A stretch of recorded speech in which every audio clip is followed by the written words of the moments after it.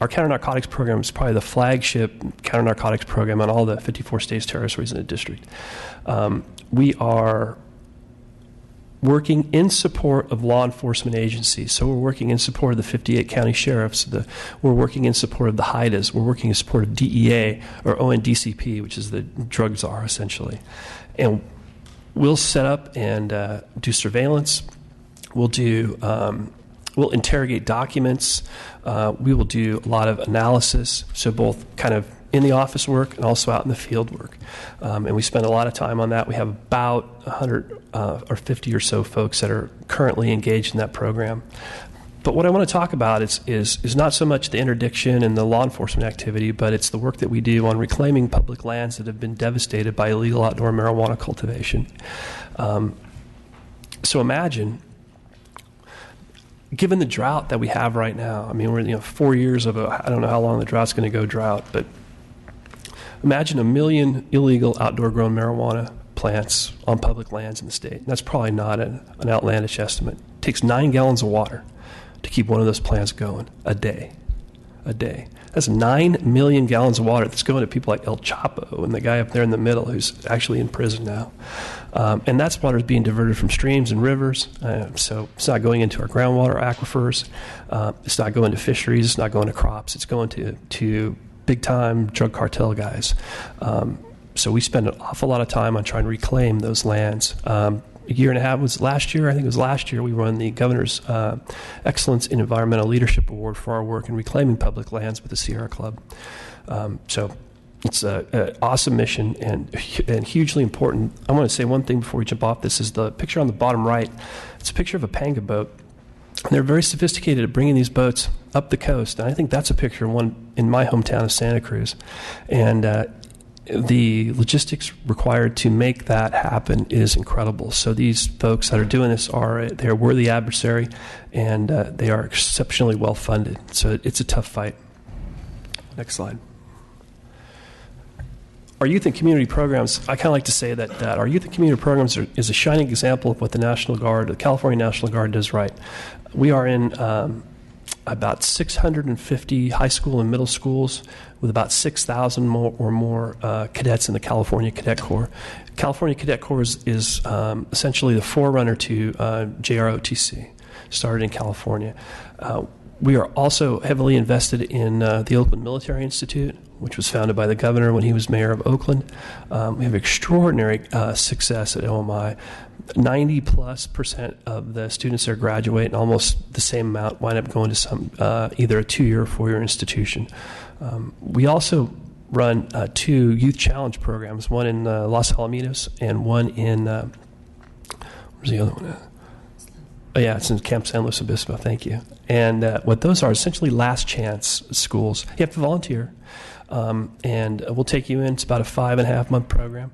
And we segregate the students by sex, everybody wears a uniform, and we provide military discipline. And when they can either graduate with a GED or get enough credits to actually complete high school. And we're standing up a 3rd challenge program in Stockton. We're going through that right now. Next slide. Work for Warriors. You guys mentioned this in your opener. When General Baldwin and I were appointed by Governor Brown back in 2011, we realized early on that we had a huge challenge with unemployment and underemployment in the military department. Some units in the very northern part of the state and some units along the central, the I-5 and I-99 corridors in the Central Valley had unemployment rates in excess of 50%. And many of those that were actually working were wildly underemployed. So we realized that unemployment was a readiness issue for us. If soldiers weren't employed, they couldn't come to drill. They were more likely to abuse drugs and alcohol or their spouses. So we believe that getting a soldier a job is really the first step in ensuring that he becomes a valid member of our organization. So what we did is we kind of got away from the websites and got away from all of the kind of the hoopla, and we essentially set up a headhunter program within the military department, direct placement. So we took soldiers and airmen that were unemployed, put them together with companies that were kind of in our network, and brought the two together.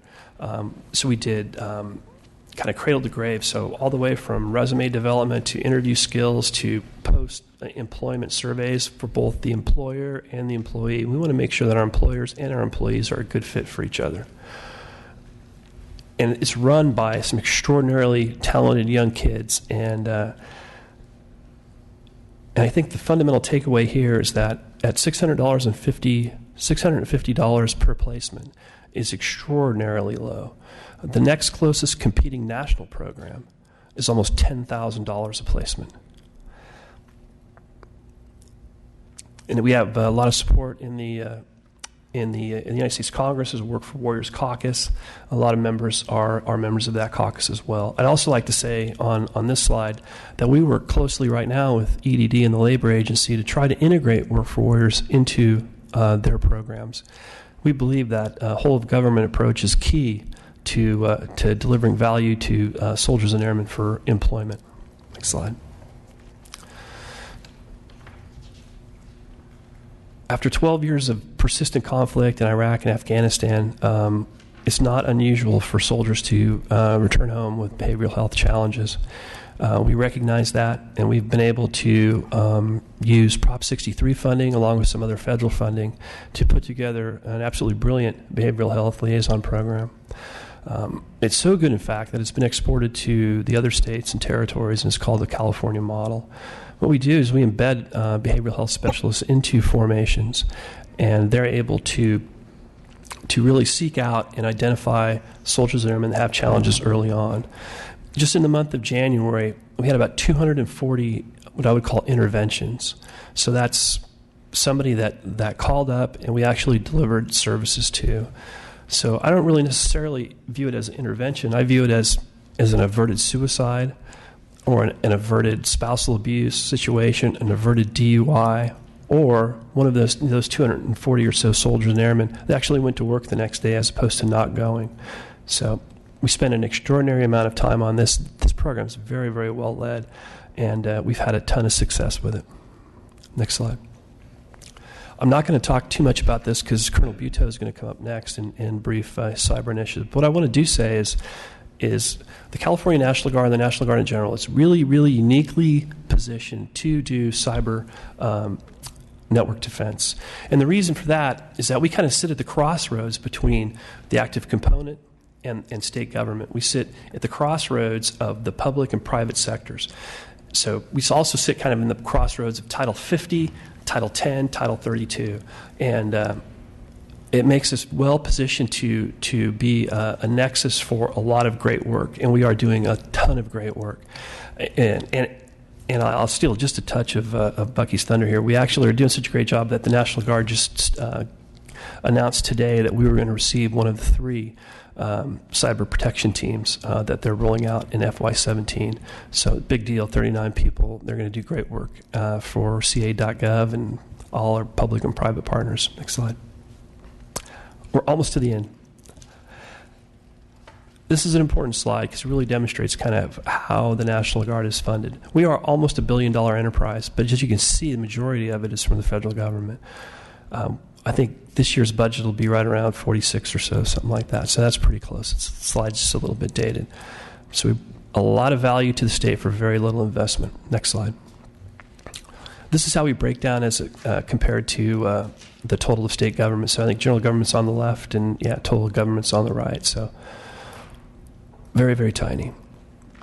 So if you can imagine all the taxes and fees and all the coupons that the state clips off that, $933 million influx of cash the state gets. Next slide.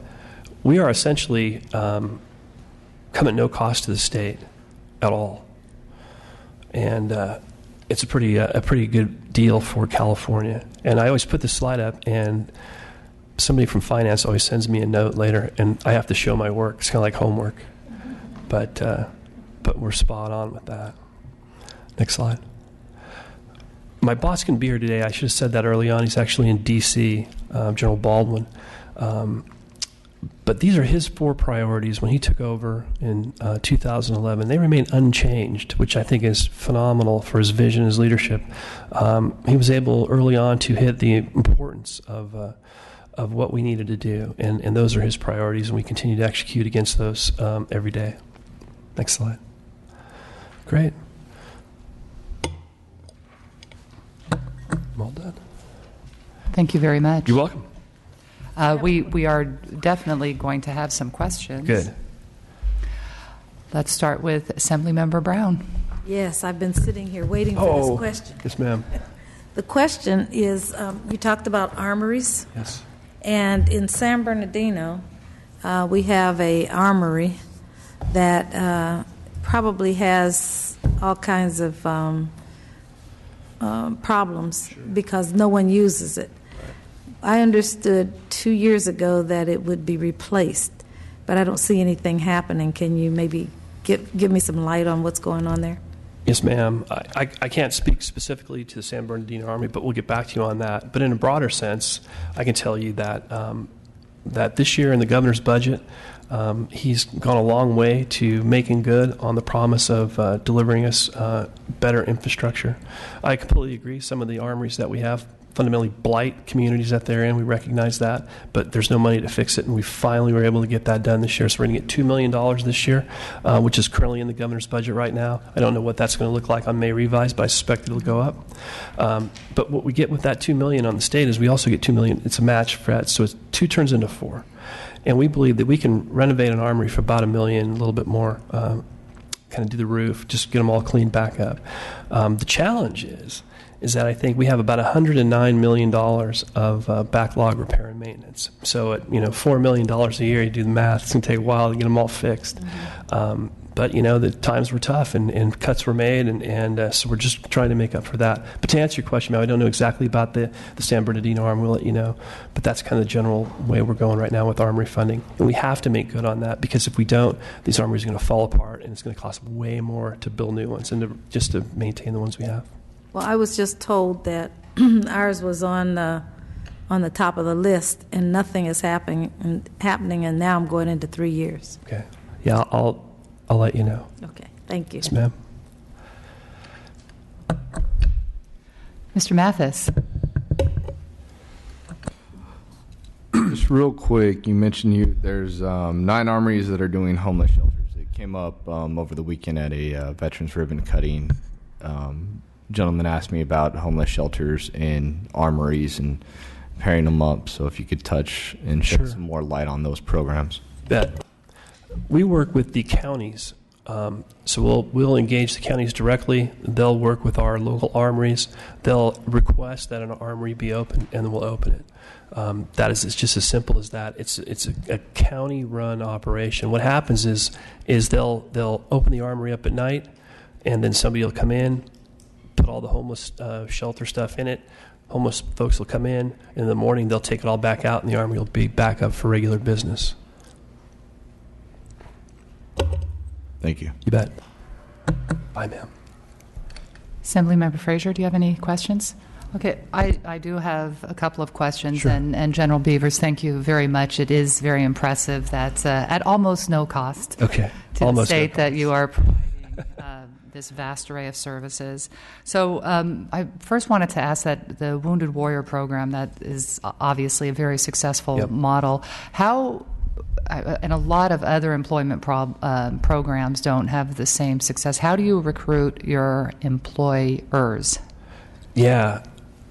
It's getting a little bit more challenging now, but when we started the program in 2011, it wasn't that hard. We reached out primarily to the chambers, went to the chambers of commerce and said, hey, this is the program that we have. And a lot of organizations, a lot of companies want to hire veterans, and it's just more of it's an outreach. We started at the chambers and we worked our way out. And I think the slide said we had about 300 or so business partners now. It could be a little bit higher. But we've placed folks at Google. We placed folks at Tesla. We placed folks at Home Depot. We placed folks at for $90,000 a year jobs. So it runs the gambit. But it's the reason it's so successful is that we ensure that the kid that's getting the job fits with the employer, so it's the employee and the employer working together. So we ensure that happens, and we go back and check. And if it doesn't, if the employer is not satisfied with the employee that we sent, the prospective employee that we sent, or he actually started and didn't work out, we'll send him another one. We want to make sure that we maintain that relationship with our business partners and employers. Right, very good. And then you talked a little bit about the mental health programs. It looked from the slide like you really you come in when it's a crisis mode, and then you refer to the county health. Am I seeing that accurately? It depends on what the crisis is, but generally that's what happens. We're able to do the intervention, kind of do the triage, and then point the individual to the appropriate care. Could be the counties, could be whatever. It just depends on what the person's experiencing, what he's presenting at the time. Because that's going forward, I think, for a lot of our veterans. We're really going to be looking at a lot of issues. Yes, ma'am. We have to intervene early, and that's why embedding these behavioral health specialists inside our formations is huge. That way, we can get to them very early, deliver the services that they need to get better. So, how about how do you think we can help support your efforts? Well, number one. Support the governor's budget, especially as it relates to infrastructure investment. That is huge. We have crumbling and horrible buildings out there, and we need to get them fixed. We are blighting some neighborhoods, and we don't want to be that way, but we just simply don't have the money to upgrade them. So infrastructure is one of our top priorities going forward, and your help on that would be absolutely huge. Your work, ma'am, in cybersecurity is absolutely on point. We need to continue to do that. And Bucky will talk about this in a minute, but ca.gov, probably not the best protected network. I always like to say there's a government in your network. It's just not your government. And we have to do that, and we have to get very elegant public-private partnerships. The only way we're going to make this work. It's a team effort. It's a whole government approach, and I think we're uniquely positioned to do that here in California. We have all the technology. I mean, no-brainer. That's why we like to. Can you talk a little bit about the impact of sequestration on you? Yeah, we took a pretty wicked haircut, and we're going to continue to do that until they undo it. We lost about $117 million this year, which equals about 300 or so spaces. So 300 full-time people in my organization essentially got laid off because of sequestration. It's also dramatically impacting our ability to maintain trained and ready forces. With the budget cuts, we can't train as elegantly as we'd like to. The maintenance starts to fall behind because the money's simply not there to maintain the equipment that we have. And I'm not saying we're going to fall down. If we have to execute a mission, we're going to be there. It's just going to be extraordinarily hard. The country can only have a military that it can afford. Everybody realizes that, but we need to find a happy medium from a federal perspective. What does that right mix look like?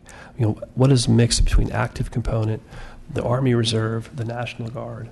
What does that look like? And the Congress, I think, ultimately have to make that decision. But we fight very, very hard every day. That's where my boss is right now.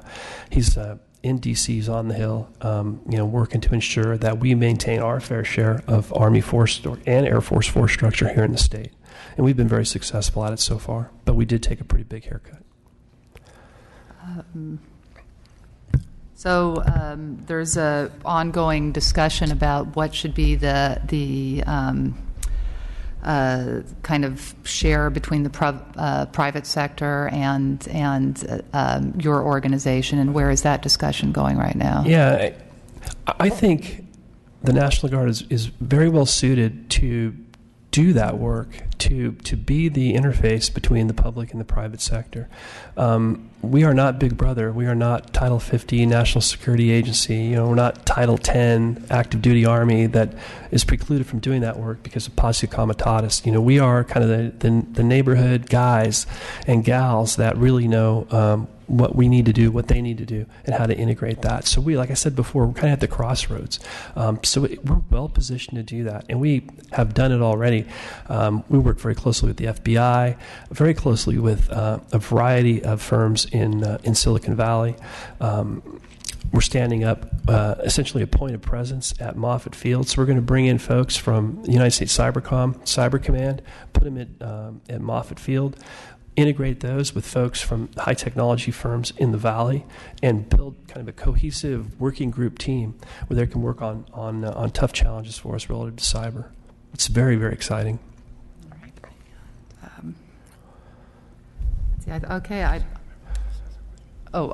That's all for me, but Okay. Assemblymember Mathis has additional questions.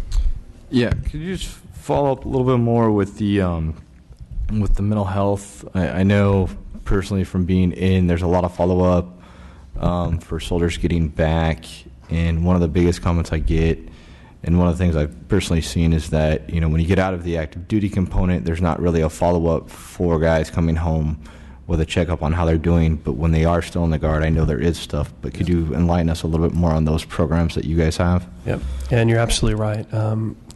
Folks coming off of active duty, and if they're injured, they're going to a warrior transition program. But what happens after that? And it's a huge challenge, and we don't have a lot of capability beyond that. What we do have is we have, again, we're a community-based force, so we're in the communities. So we're able to network with healthcare providers, behavioral health specialists, both inside and outside our network, to deliver valued health care to those service members. But it's a challenge, and we are nowhere near where we need to be on that. Folks get lost in the system in the Warrior Transition Unit programs. It's a huge challenge, and we simply receive those folks after they've cleared the Warrior Transition program, and then we're integrating them back into our formations. Assemblymember Frazier. Thank you, Madam Chair. You had mentioned due to the sequestration that you had lost 300 It's about 300 positions. Can you tell us the impact on the California unemployment insurance that is impacted, and how many of those people have transitioned out of that position of collecting unemployment? Well, that's a good question. I don't have the answer. I'll let you know.